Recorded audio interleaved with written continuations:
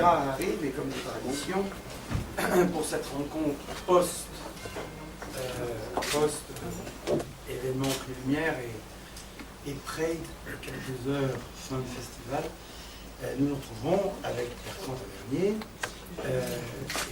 et le Prix Lumière, Gérard, qui arrive là pour une rencontre qui permettra d'être soumis au feu nourri de vos questions. Voilà.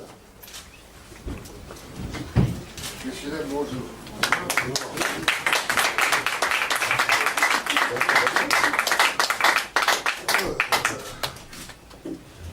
Le chemin est long du projet à la chose.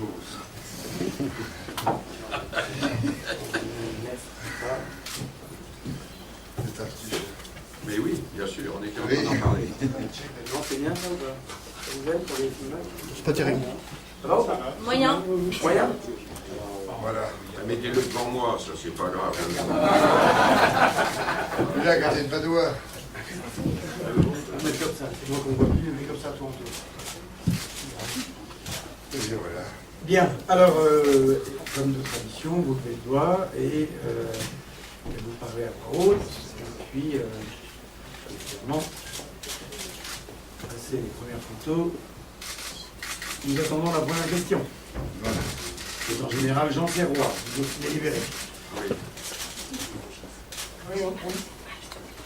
On a vu hier soir un film de Truffaut et on sait que Truffaut, on l'a dit souvent, il plaçait la vie, le cinéma au-dessus de la vie. Dans La Nuit américaine, il fait dire à Nathalie Baye, je quitterai facilement un homme pour un film, mais jamais un film pour un homme. Alors vous avez une vie extrêmement intense, même des multivies, on pourrait dire. Je voudrais savoir quelle est la place que le cinéma a tenue dans cette vie, à vos débuts, etc. Et est-ce que cette place, c'est toujours la même aujourd'hui? Ben, cette place, oui, c'est facile, puisque moi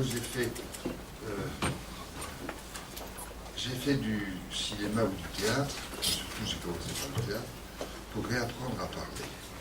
Car j'avais perdu la parole, par l'émotion, l'hyper-émotivité. Donc, parler, c'est quoi? C'est aussi toucher, c'est aussi faire ressentir des émotions. Ce que j'avais en trop chez moi, j'ai pu le canaliser avec des mots. Et puis, qu'est-ce qu'il y a de mieux que le cinéma pour faire passer par des émotions? Donc, c'est un peu, je pense que je ne pourrais pas vivre sans les mots et sans ceux qui animent ces mots, qui sont les auteurs. Mais dans le cinéma, il y a aussi les images. Je pense que tout ce qui nous échappe en tant qu'acteur dans le cinéma font des temps, un timing fait différent. Et l'émotion, elle vient de ce qui nous échappe, y compris aussi au metteur en scène. Enfin, ça n'échappe pas forcément au metteur en scène, parce que quand il est dans sa salle de montage, même je crois quand on est trop près du guidon, on ne le voit pas. Ce film, La femme d'à côté, par exemple, la première fois que je l'ai vu, j'ai ressenti une certaine émotion. Après, j'ai vécu des choses et dans lesquelles étaient imbriqués des événements qui pouvaient ressembler à cette charge d'amour impossible. Et là, il y a d'autres émotions. Et finalement, quand on dit le cinéma, c'est la vie, ou la vie, c'est du cinéma, je dis que le cinéma est un formidable moyen de regarder ce qui nous échappe de ce que nous voulons, de ce que nous avons à vivre. Et c'est exactement comme l'invention du cinématographe. On devient presque spectateur involontaire d'une chose qu'on a vécue. Mais ça reste, je dirais que le cinéma, c'est comme la fin de cette soirée hier où j'ai vu cet assemblage de choses qui étaient... Là, ça m'a fait dire la phrase de Hanke, il était extrêmement pénible d'être en même temps vivant et seul, car quand on voit un défilé d'images qui sont sur des moments d'émotion, dans une salle, parce que si on est seul, c'est pas intéressant. Ce qui est beau dans le cinéma, c'est le public. Ce qui est beau dans le cinéma, c'est l'événement qui se passe à Lyon, parce que j'ai fait plein de festivals, des festivals formidables, Telluride et tout ça, mais il y a toujours cet esprit de compétition. Là, ce qu'il y a, je pense, c'est une fête pour le spectateur, car il y a un soin particulier pour faire des rétrospectives, il y a un soin particulier pour essayer de retrouver les identités culturelles de chaque film japonais, dans ce qu'on appellerait entre guillemets les séries B japonaises, parce qu'il y a de la violence, il y a de la bagarre, il y a des choses, mais c'est admirable, tout est admirablement fait. Et je pense que quand Truffaut dit, je pense qu'il dit, oui, mais ce qu'il y a de beau chez Truffaut aussi, c'est que ce sont ses mots, c'est sa vie, elle est en direct sur le cinéma. Quand un film qui est beau, vous savez, la mort en direct. C'est pareil que de bon. Là, c'est la vie en direct, mais avec une transposition qui résonne en nous d'émotions plus ou moins vécues avec cette intensité. Et là, tout à coup, on peut se montrer le trip au vent, âme à l'air, cœur déchiré, et puis on pleure dans cette salle avec plein de gens autour de nous qui pleurent. Je pense que cette réunion, cet événement, c'est la première fois que je vois autant de respect pour le public. Et d'ailleurs, le public s'y trompe pas, il est là. À 9h du matin, voir autant une salle pleine pour 1900, après à 10h pour Satyajit Ray, qui est pas très connu, mais qui raconte ses films, il les a tous faits au Bengale, en Bengali.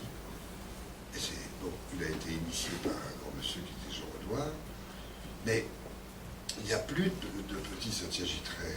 Ils essayent, mais c'est très rare d'être un artiste aussi fort que Satyajit, qui appartient.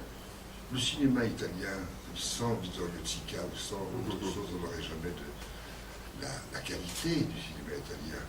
Même dans les années 50, les comédies, avec ce divorce à l'italienne, avec les films à sketch, les choses où il y a cet esprit qui est typiquement italien. En France, nous, l'identité culturelle française était, c'est vrai que quand on regarde l'histoire, c'est vraiment des histoires de cul en même temps, parce qu'entre le roi qui avait 10 maîtresses, il n'y a qu'en France où on se dit, les Américains disent, bah oui, il a une maîtresse forcément, les Français. Alors que chez les Américains, c'est différent. On est obligé d'aller voir Laurel et Hardy, un couple d'hommes, où il y a Stan Laurel qui fait la mariée, et tous les gars marient. Mais c'est des gens qui vivent en couple. Il n'y a rien. Il faut aller chez Goscinny et Uderzo pour voir que ces personnages n'ont pas de sexe. Obélix et Astérix.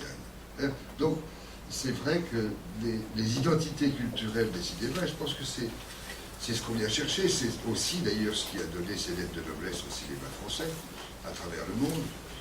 C'est cette course, et notamment Truffaut, notamment Robert, notamment, bon, je ne parle pas des professeurs et du comme Godard, qui bien que Godard fait lui aussi filmer une oreille de Delon avec un avion qui passait comme ce dont tu parlais hier sur William Wellman, que des situations étaient, il ne filmait jamais l'aboutissement d'une situation, il filmait l'attente du train dans la gare, mais jamais la montée du train. Et donc, ça, c'est le privilège. C'est ce qu'on appelle le 7e art. Voilà. Et donc, tant que je suis vivant, puisque j'ai appris à parler avec le cinéma et le théâtre, bon, je pense que la pellicule est ma seule page.